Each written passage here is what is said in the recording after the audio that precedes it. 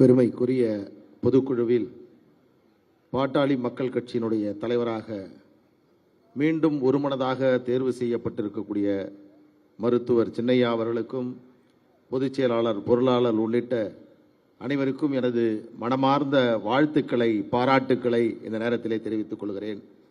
உங்கள் தலைமையில் பயணிப்பதை நாங்கள் பெருமையாக கருதுகின்றோம். எனக்கு முன்னால் பேசிய அன்பு நண்பர் சிவக்குமார் சட்டமன்ற உறுப்பினர் அவர்கள் இதை ஒரு வெற்றி விழாவாக பார்க்கிறேன் என்று சொன்னார். இது ஒரு முப்பெரும் விழாவாக நடைபெற்றுக் கொண்டிருப்பதாக நான் கருதுகின்றேன்.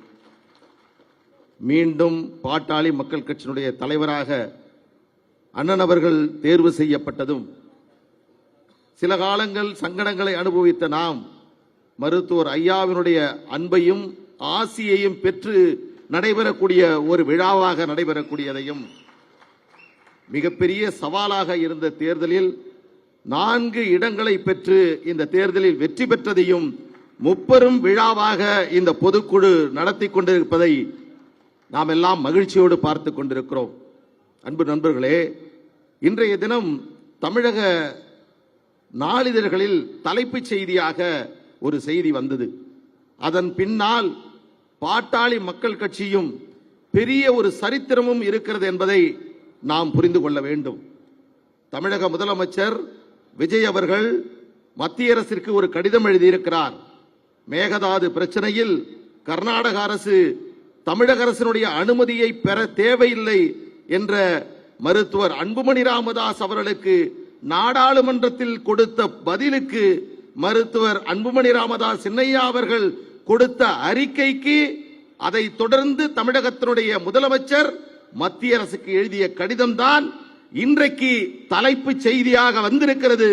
இது ஒட்டுமொத்த பாட்டாளி மக்கள் கட்சிக்கும் கிடைத்த பெருமை. நான் அப்படியே 2006 நோக்கி போகின்றேன். திராவிட முன்னேற்ற கழகம் பெரும்பான்மை இல்லாமல் ஆட்சி செய்த போது பாட்டாளி மக்கள் கட்சி வெளியிலிருந்து ஆதரவு கொடுத்த போது அன்றைக்கும் கலைஞர் அவர்களுக்கு மருத்துவர் ஐயா அவர்கள் கொடுத்த ஆலோசனை அடிப்படையில் தைலாபுரத்தில் இருந்து தைலம் வருகிறது என்று சொன்னார். அதே போன்று 20 ஆண்டுகளுக்கு பிறகு இன்றைக்கு விஜய் அவர்கள் முதலமைச்சராக இருக்கக்கூடிய வேளையில் மருத்துவர் அன்புமணி ராமதாஸ் அவர்கள் இன்றைக்கு பனையூரிலிருந்து அவருக்கு உரத்தை அனுப்பி இந்த ஆட்சி சிறப்பாக நடக்க வேண்டும் என்ற ஆலோசனைகளை வழங்கிக் கொண்டிருக்கிறார். இந்த தருணத்தில் ஒரு முக்கியமான செய்தி, அதை சொல்லி நான் விடைபெறுகிறேன். 2016ஆம் ஆண்டு மாற்றம் முன்னேற்றம் அன்புமணி என்ற முழக்கத்தை நாம் முன்வைத்த போதுதான் யார் இந்த இளைஞர் என்று ஒட்டுமொத்த தமிழகமும் எதிர்பார்த்தது. இன்றைக்கு 26இல் நாம் இருந்து கொண்டிருக்கிறோம். மீண்டும் ஆட்சியை பிடிக்க வேண்டும் என்ற முனைப்பிலே செயல்பட்டுக் கொண்டிருக்கிறோம். 2014ஆம் ஆண்டு தேசிய ஜனநாயக கூட்டணியில் பாட்டாளி மக்கள் கட்சி இடம்பெற்று 12 ஆண்டுகளாக அவர்களோடு இணக்கமாக உறவோடு நாம் இருந்து கொண்டிருக்கிறோம். நாடாளுமன்ற உறுப்பினராக 2014ஆம் ஆண்டு தமிழ்நாட்டில் திமுக அண்ணா திமுக இல்லாமல் வெற்றி பெற்று தருமபுரியிலிருந்து வெற்றி பெற்றவர் மருத்துவர் அன்புமணி ராமதாஸ் அவர்கள்.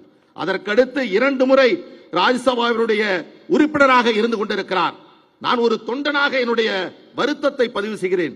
உரிய மரியாதையை உரிய பொறுப்பை ஒரு ஆற்றல் மிகுந்த அன்புமணி ராமதாஸ் அவர்களுக்கு தேசிய ஜனநாயக கூட்டணியை தலைமை தாங்கக்கூடிய பாரதிய ஜனதா கட்சி கொடுக்கவில்லை என்ற ஆதங்கத்தை இந்த இடத்திலே நான் வைக்கின்றேன்.